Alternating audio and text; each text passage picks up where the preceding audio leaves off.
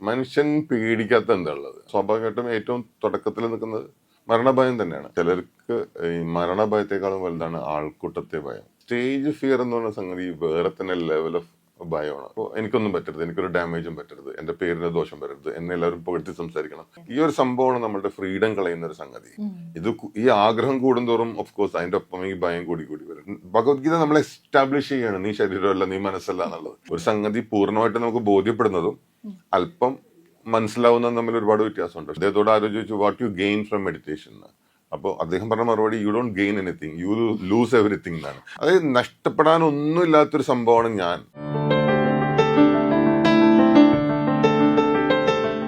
നക്ഷത്രങ്ങളുടെ ഭാഷയും ഗ്രഹങ്ങളുടെ സന്ദേശങ്ങളും ജീവിതത്തിന്റെ വഴികളിലേക്ക് വെളിച്ചമേകുന്ന പുണ്യം ബൈ ഇന്ത്യ ലൈവിന്റെ ഈ ആത്മീയ ജ്യോതിഷ യാത്രയിലേക്ക് സ്വാഗതം.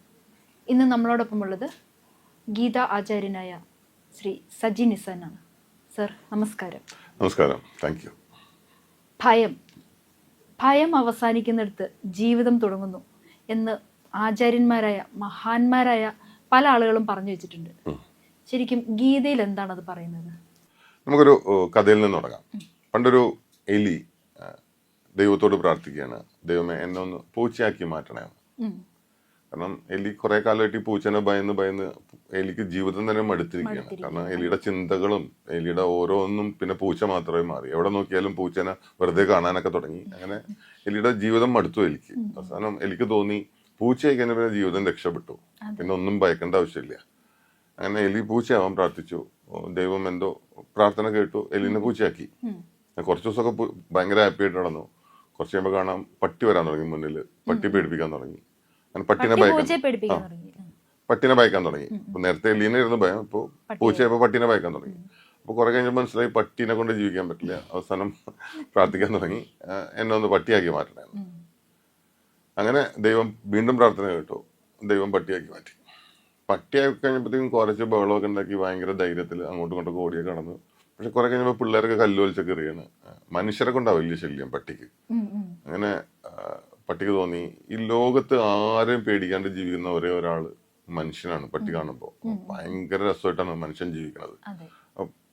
പട്ടി വിചാരിക്കുകയാണ് മനുഷ്യനായി കഴിഞ്ഞാൽ പിന്നെ ഒന്നും പേടിക്കേണ്ട ആവശ്യമില്ല. അതുപോലത്തെ ഒരു ജീവിതമായിരിക്കും മനുഷ്യനായി കഴിഞ്ഞാൽ. ഒന്നിനും പേടിക്കേണ്ട ആവശ്യമില്ല, എല്ലാം കൺട്രോളിലാണ്, മനുഷ്യനായാൽ മതി. അങ്ങനെ പട്ടി മനുഷ്യനാവാൻ പ്രാർത്ഥിച്ചു. നാച്ചുറലി വീണ്ടും ദൈവം ഉടനെ തന്നെ കേൾക്കണ ആളാ ദൈവം വീണ്ടും പ്രാർത്ഥന കേട്ടു, പട്ടി മനുഷ്യനായി മാറി. മനുഷ്യനായി ജനിച്ച് ജീവിച്ചൊക്കെ കുറച്ച് കഴിയുമ്പോൾ നല്ല രസമാണ്. പക്ഷെ പിന്നെയാണ് മനസ്സിലാവുന്നത് മനുഷ്യന് എന്തൊക്കെ പേടിയാ, എന്തൊക്കെ നേരിടൽ മാത്രമല്ലോ. മനുഷ്യൻ പേടിക്കാത്ത എന്താ ഉള്ളത്? മനുഷ്യന്റെ പേടികളെ കുറിച്ചൊരു റിസർച്ച് പണ്ട് ജപ്പാനിൽ നടന്നിരുന്നു. അപ്പൊ അതില് മനുഷ്യന്റെ ഏറ്റവും പ്രധാനപ്പെട്ട 5 ഭയങ്ങളെ കുറിച്ച് ഒരു പഠനം ഉണ്ടായിരുന്നു. ഏറ്റവും പ്രധാനപ്പെട്ട 5 ഭയം. അപ്പൊ സ്വാഭാവികമായിട്ടും ഏറ്റവും തുടക്കത്തിൽ നിൽക്കുന്നത് മരണഭയം തന്നെയാണ്. പക്ഷെ ചിലർക്ക് ആ പഠനത്തിന്റെ ഒരു കൗതുകം, ചിലർക്ക് ഈ മരണഭയത്തെക്കാളും വലുതാണ് ആൾക്കൂട്ടത്തെ ഭയം. ഈ സ്റ്റേജ് ഫിയർ എന്ന് പറഞ്ഞ സംഭവം ഉണ്ടല്ലോ. ഈ അടുത്തൊരു റിസർച്ച് പറയുന്നുണ്ടായിരുന്നു, നല്ല എഡ്യൂക്കേറ്റഡ് ആയിട്ടുള്ള ഹൈലി ക്വാളിഫൈഡ് ആയിട്ട് ഗ്രാജുവേറ്റ് ചെയ്ത ആളുകളിൽ പോലും ഒരു 56% ആൾക്കാരോളം സ്റ്റേജിനെ ഫിയർ ചെയ്യുന്നുണ്ട്, ആൾക്കൂട്ടത്തെ ഫിയർ ചെയ്യുന്നുണ്ട്. അപ്പൊ ഞാൻ ഈ ആർട്ട് ഓഫ് ലിവിങ് ക്ലാസ്സുകൾ എടുക്കുമ്പോൾ കുറച്ചു കാലം ദുബായിലുണ്ടായിരുന്നു. ഞാൻ എൻ്റെ 2 ഉദാഹരണം പറയാം. ഈ 777 ഒരു ബോയിങ് ഉണ്ട്, നമ്മുടെ 777 എന്ന് പറഞ്ഞാൽ ശരിക്കും ഒരു 450ഓളം പാസഞ്ചേഴ്സ് കൊള്ളുന്ന ഒരു ഭയങ്കര ഒടുക്കത്തെ വലിപ്പമുള്ള ഒരു വിമാനമാണ്, എയർബസ്. അപ്പോ ഇത് ഓടിക്കുന്ന ആളെ ക്യാപ്റ്റൻ എന്നാ പറയാ. സാധാരണ പൈലറ്റ് എന്നാണ് പറഞ്ഞെങ്കിൽ ഇതിനെ ക്യാപ്റ്റൻ എന്നാ പറഞ്ഞത്. കാരണം അയാളൊരു അത്രയും വലിയൊരു സംഭവം കൊണ്ടു നടക്കുന്ന ആളാണ്. അപ്പോ ഇത് ഓടിക്കുന്ന ഒരാൾ, ഒരു ഗുജറാത്തി, അയാള് എന്റെ ക്ലാസ് ചെയ്യാൻ അവിടെ വന്നിരുന്നു ദുബായിൽ വെച്ചിട്ട്. അപ്പൊ ഞാനിങ്ങനെ ഭയങ്കര ആരാധനയോടുകൂടിയിട്ടാണ് ഇയാളെ നോക്കുന്നത്. കാരണം 777 ബോയിങ് ഓടിക്കുന്ന ക്യാപ്റ്റനാണല്ലോ നമ്മുടെ ക്ലാസ്സിൽ വന്നിരിക്കുന്നത്. അപ്പോൾ നമ്മളെ സംബന്ധിച്ചിടത്തോളം ഈ ലോകത്ത് ഒന്നിനെയും ഭയക്കാത്ത ആളായിട്ടാണ് അയാളെ നമ്മൾ കാണുന്നത്. പക്ഷെ മൈക്ക് എടുത്തിട്ട് 2 വാക്ക് സംസാരിക്കാൻ പറഞ്ഞപ്പോഴത്തേക്കും പുള്ളിയുടെ കൈ വരച്ചിട്ട് പുള്ളിക്ക് സംസാരിക്കാൻ പറ്റുന്നില്ല. അപ്പോഴാണ് എനിക്ക് മനസ്സിലാവുന്നത് ഈ സ്റ്റേജ് ഫിയർ എന്ന് പറഞ്ഞ സംഗതി വേറെ തന്നെ ലെവൽ ഓഫ് ഭയമാണ്. ഇത് ഒരു ഇൻസിഡന്റ്. രണ്ടാമതൊരു ഇൻസിഡന്റ്, ഒരിക്കൽ എന്റെ വീടിന്റെ അടുത്ത് ഒരു വോളിബോൾ ടൂർണമെന്റ് ഉദ്ഘാടനം ചെയ്യാൻ വേണ്ടി വിളിച്ചത് ആ പ്രദേശത്തുള്ള ഒരു സർക്കിൾ ഇൻസ്പെക്ടറിനാണ്. അപ്പൊ ഞങ്ങൾക്കൊക്കെ ആ ചെറുപ്പകാലത്ത് ഒരു ഭീകര പേടി സ്വപ്നമായിട്ടുള്ള ഒരാളാണ് ഈ സർക്കിൾ ഇൻസ്പെക്ടർ. പക്ഷെ പുള്ളി വന്നിട്ട് മൈക്ക് എടുത്തിട്ട് പുള്ളിക്ക് ഒന്നും പറയാൻ പറ്റുന്നില്ല. പുള്ളി ബോൾ എടുത്തിട്ട് ഒരു എറിഞ്ഞിട്ട് ഞാനിതാ ഉദ്ഘാടനം ചെയ്തിരിക്കുന്നു എന്നിട്ട് ഒറ്റ ഓട്ടോടി. അപ്പോൾ എനിക്കിത് ഭയങ്കര അത്ഭുതമാണ്. ആൾക്കാരെ എന്തുകൊണ്ടാണ് ഈ ആൾക്കൂട്ടത്തെ ഭയക്കണതിന്റെ മെയിൻ കാരണം എന്നുള്ളത്. അപ്പോൾ അത് വന്നെത്തണത് ഒറ്റ റീസണിലാണ്, ആൾക്കൂട്ടത്തെ ഭയക്കുന്നത് എന്നുള്ളത്. ആളുകൾ എന്ത് വിചാരിക്കും എന്നുള്ള ഭയം, ഞാൻ തെറ്റിപ്പോയാൽ ഞാൻ ആളുകളുടെ മുമ്പിൽ ചെറുതായി പോയാൽ എന്നുള്ള ഭയം, അല്ലെങ്കിൽ ഞാൻ പറയണത് ശരിയായില്ലെങ്കിൽ അവരെന്നെ കുറിച്ച് എന്ത് വിചാരിക്കും. പിന്നെ നമ്മൾ ഒരു ഇമേജ് കോൺഷ്യസ് ആണല്ലോ, ഭയങ്കരമായിട്ട് ഇമേജ് കോൺഷ്യസ്. പ്രത്യേകിച്ച് എനിക്ക് തോന്നുന്നത് നമ്മൾ ഈ കാലം മുന്നേറും തോറും നമ്മുടെ ഇമേജ് കോൺഷ്യസ് ഇതിൽ കൂടി വരുന്നതാണ്. പ്രത്യേകിച്ച് ഈ സോഷ്യൽ മീഡിയയുടെ എഫക്റ്റും എല്ലാം കൂടിയിട്ട് ഭയങ്കരമായിട്ട് ഒരു ഇമേജ് കോൺഷ്യസ് ആയിട്ട് നമ്മൾ വർക്കുണ്ട്. അപ്പോൾ ഞാൻ എന്നെക്കുറിച്ച് ആൾക്കാർ വളരെ നല്ലത് വിചാരിക്കണം, എന്നെക്കുറിച്ച് ആൾക്കാർ നല്ലതേ പറയാൻ പാടുള്ളൂ, നല്ലതേ ചിന്തിക്കാൻ പാടുള്ളൂ, എനിക്ക് എപ്പോഴും ഒരു നല്ല വാലിഡേഷൻ വേണം എന്നുള്ള രീതിയിലാണ് നമ്മൾ ജീവിച്ചു പോകണത്. കറക്റ്റല്ലേ സ്വന്തം? ഈ ഒരു സംഭവമാണ് നമ്മുടെ ഫ്രീഡം കളയുന്ന ഒരു സംഗതി. ഞാൻ എന്നുള്ളൊരു ഭാവം, അത് എപ്പോഴും നമ്മൾ ശ്രദ്ധിച്ചില്ലേ, നമ്മൾ ആ ഈഗോനെ തൃപ്തിപ്പെടുത്തി ജീവിച്ചുകൊണ്ടിരിക്കുകയാണ്. അപ്പോൾ എനിക്കൊന്നും പറ്റരുത്, എനിക്കൊരു ഡാമേജും പറ്റരുത്, എന്റെ പേരിന് ദോഷം വരരുത്, എന്നെ എല്ലാവരും പുകഴ്ത്തി സംസാരിക്കണം, എന്നെ എല്ലാവരും അപ്രിഷിയേറ്റ് ചെയ്യണം, എന്നെ കുറിച്ച് എല്ലാവരും അഭിനന്ദനങ്ങൾ മാത്രം ചൊരിയണം, എനിക്ക് റെസ്പെക്ട് കിട്ടണം, എനിക്ക് പദവി കിട്ടണം. അങ്ങനത്തെ ഒരു അവസ്ഥയിൽ നമ്മൾ പോയിക്കൊണ്ടിരിക്കുമ്പോൾ അതിന്റെയൊക്കെ പിന്നിൽ ഈ ഭയം കൂടി വരും. ഈ ആഗ്രഹം കൂടുന്തോറും ഓഫ് കോഴ്സ് അതിന്റെ ഒപ്പം ഈ ഭയം കൂടി വരും. കാരണം ഒന്നെങ്കിൽ ഇത് നഷ്ടപ്പെടുമോ എന്നുള്ള ഭയം വരും, അല്ലെങ്കിൽ അതിനെന്തെങ്കിലും സംഭവിക്കുമോ എന്നുള്ള ഭയം വരും, അല്ലെങ്കിൽ പ്രശംസിക്കുന്നവർ അപമാനിക്കുമോ എന്നുള്ള. നമ്മൾ പ്രശംസ ആഗ്രഹിക്കുമ്പോൾ തന്നെ അതിന്റെ ഒപ്പം നമ്മൾ അപമാനത്തെ ഭയക്കുന്നുണ്ടല്ലേ? കറക്റ്റല്ലേ?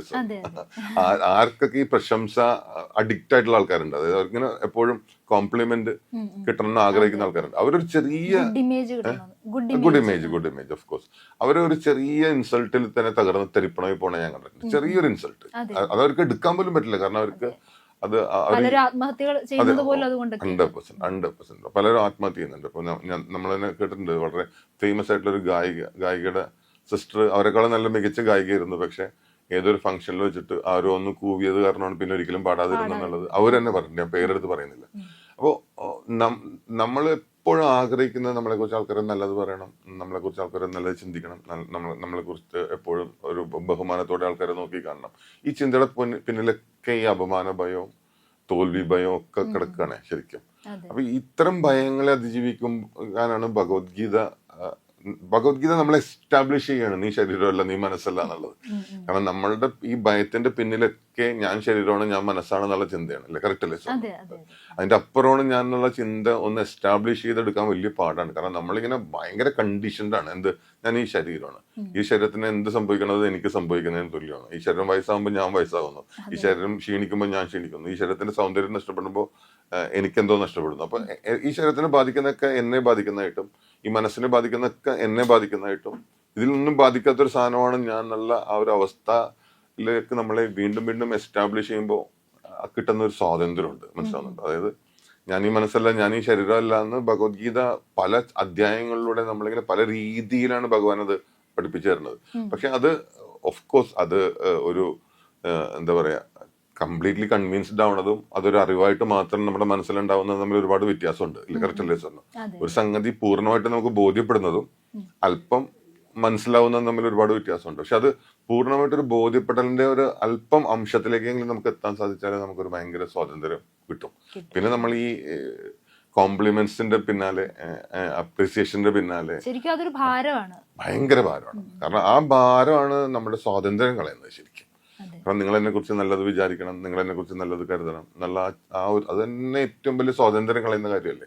നേരെ വെച്ച് നിങ്ങൾ എന്നെ കുറിച്ച് എന്ത് വേണമെങ്കിലും വിചാരിച്ചോ എന്ന് വിചാരിച്ചാല് നമ്മുടെ എല്ലാ എന്താ പറയാ നമുക്ക് ഭയങ്കര ഫ്രീഡം കിട്ടുന്ന കാര്യമാണ്. അപ്പൊ ആ ഫ്രീഡത്തിലേക്ക് വരണമെന്നുണ്ടെങ്കിൽ ഈ ഒരു ചിന്ത, ഈ ബോധ്യപ്പെടല്, ഞാൻ ശരീരമല്ല ഞാൻ മനസ്സല്ല, അത് അത്ര എളുപ്പമുള്ള കാര്യമല്ല.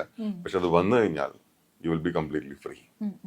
അപ്പൊ ഈ ഭയം എന്ന് പറയുന്നത് നമ്മൾ ഒഴിവാക്കിയാൽ, അല്ലെങ്കിൽ ഭയത്തെ ഒഴിവാക്കാൻ പറ്റില്ലാത്തൊരു വികാരം ആണ് ഭയം. അല്ല, ഭയം എപ്പോഴും എന്തോ നഷ്ടപ്പെടും എന്നുള്ളതാണ്. ഒന്നെങ്കിൽ ശരീരം, അല്ലെങ്കിൽ പേര്, അല്ലെങ്കിൽ അന്തസ്, അല്ലെങ്കിൽ പണം. ഭയം എപ്പോഴും എന്തോ നഷ്ടപ്പെടും എന്നുള്ളതിനെ ബേസ് ചെയ്തിട്ട് മാത്രമാണല്ലോ ഈ ഭയം ഉള്ളത്. നഷ്ടപ്പെടാൻ എനിക്ക് ഒന്നുമില്ല എന്നുള്ള ഒരു ബോധ്യപ്പെടൽ വന്നു കഴിഞ്ഞാൽ, അല്ലെങ്കിൽ തട്ടിയെടുക്കാൻ പറ്റാത്തതായിട്ടാണ് എന്റെ കയ്യിലുള്ള സംഭവം. ഇപ്പൊ എന്റെ ചേതനയെ ആർക്കാണ് തട്ടിയെടുക്കാൻ പറ്റുന്നത്? എന്റെ ചേതനയെ ആർക്കാണ് മുറിപ്പെടുത്താൻ പറ്റുന്നത്? അതിനെ ആർക്കാണ് മാറ്റാൻ സാധിക്കുന്നത്? അത് അൺടച്ച്ഡ്, അൺടൈംഡ്, അൺസ്റ്റെയിൻഡ്, എവർ പ്യുവർ കോൺഷ്യസ്നെസ് ആണ്. ശുദ്ധമാണ്. അതിനെ കരിയിക്കാനോ നനക്കാനോ തുടക്കാനോ ഒന്നും സാധിക്കില്ല. അത് അൺടച്ച്ഡ് ആണ്.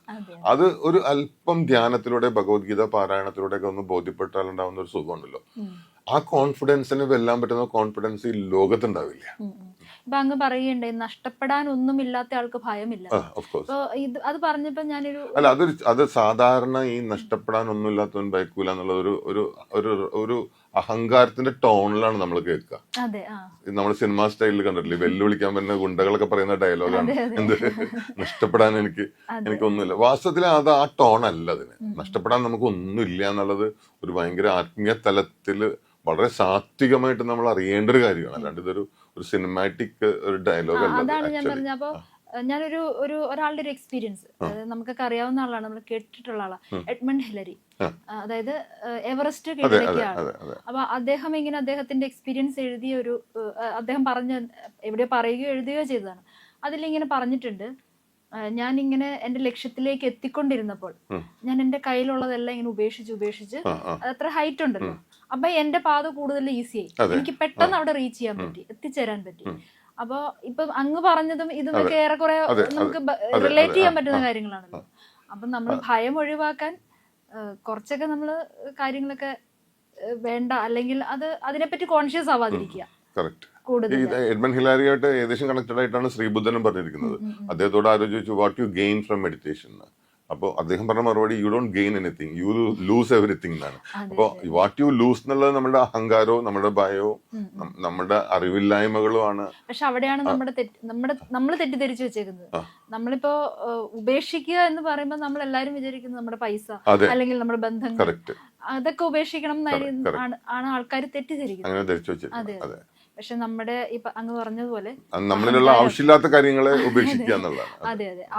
അങ്ങനെ വരുമ്പോ നമുക്ക് ഒരു പരിധി വരെ ഈ ഭയം ഒഴിവാക്കി നമ്മുടെ ജീവിതം കുറച്ചുകൂടി സ്മൂത്ത് ആക്കാൻ പറ്റും. അതായത് നഷ്ടപ്പെടാൻ ഒന്നുമില്ലാത്തൊരു സംഭവമാണ് ഞാൻ എന്നുള്ള ആ ബോധം ഉണ്ടല്ലോ, അഹം, അത് തന്നെ, ആ തിരിച്ചറിവ് തന്നെ.